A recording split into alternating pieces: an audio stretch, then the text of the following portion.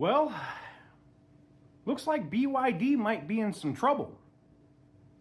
They've had several crashes, not here in the United States, thankfully, but they've had several crashes where their airbags have failed to deploy. That's not good.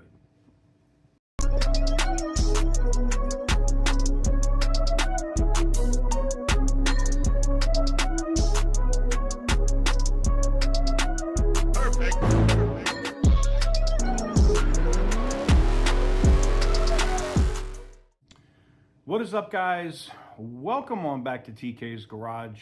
And in today's video, I'm talking about BYD, Build Your Dreams. It's a Chinese electric vehicle manufacturer that have had some issues. There's some safety concerns after multiple collisions with no airbag deployment. We're going to look at some images here in a second. I'm going to put them up on the screen and we'll talk about it.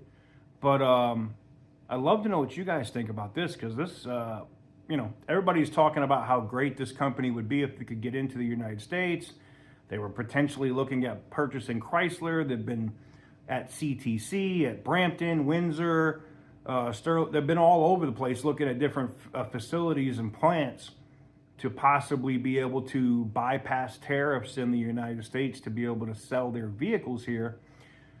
Well, yeah, if they're not safe, they're not going to sell. I say that, and then we sell Jeep Grand Wagoneers that lock their parking pins up on the highway. But I digress. Anyways, let's take a look at these images. All right, guys, so you can see here is a BYD vehicle that has had a front impact. Now, what I find interesting about this is that is significantly smashed. It's not like a fender bender, right? This wasn't like a, oops, I bumped into the back of your car, or oops, somebody backed into me, or I hit a pothole, which in those cases I would get there not being an airbag deployment. You get what I'm saying?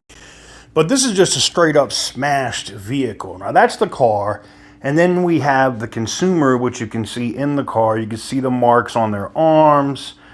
You can see the bags clearly did not deploy in the vehicle. And I've been watching this go back and forth on Reddit for probably a week or so, where people are claiming that this is happening much more often than it should be.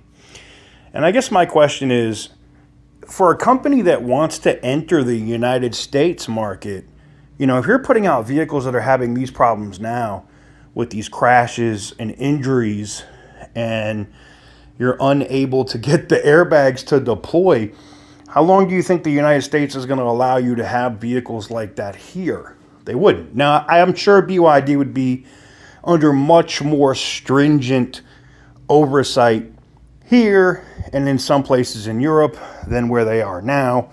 But I thought this was interesting, being that we've been talking a lot about BYD recently. And wow. So there you guys have it. I don't know. What do you guys think? Let me know what you guys think in the comment section down below.